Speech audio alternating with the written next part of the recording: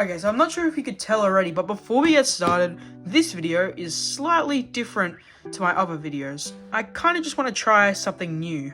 Anyways, let's get into the video.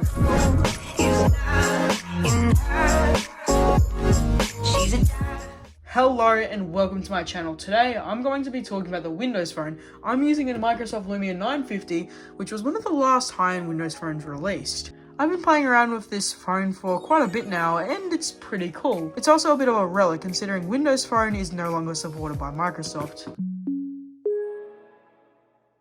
The Windows Phone had a number of strengths. The interface was simple and easy to use and very visually appealing. The platform was also very customizable, which allowed users to change the look and feel of their phone to their liking. As you can see, this is just like the main UI, the home screen, and it looks very, very nice. Like, we open up some apps, it does this really cool animation. It's probably one of the best UIs. In addition, Microsoft had a number of great apps. These apps included Microsoft Office apps, Skype, and much more.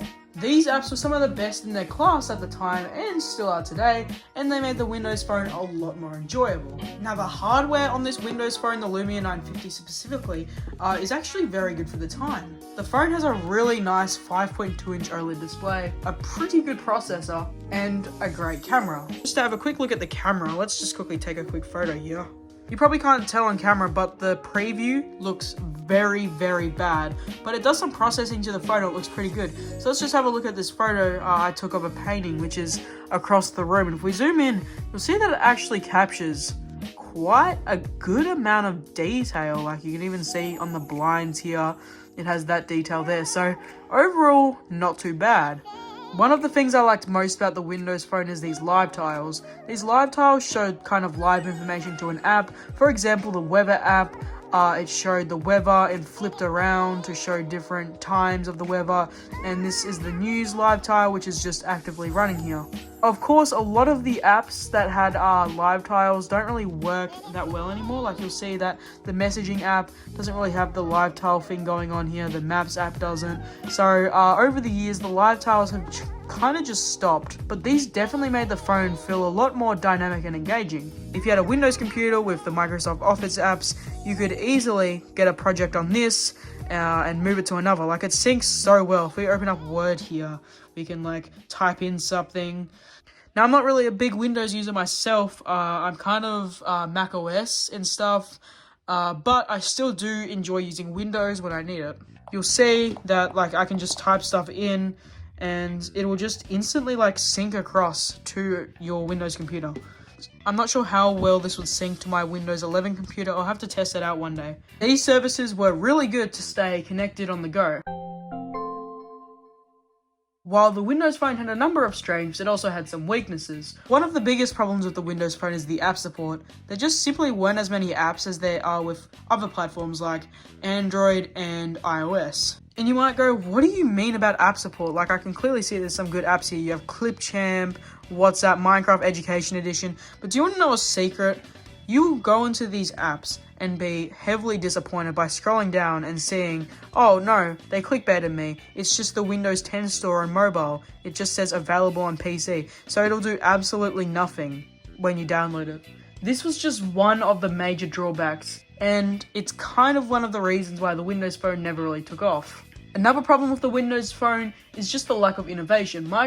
Microsoft didn't really do anything new of the platform, and it started to feel stale after a while. This was in contrast to Android and iOS, which were constantly evolving and adding new features. Aside from all of this, the Lumia 950 also had some features ahead of its time, and other Windows phones as well.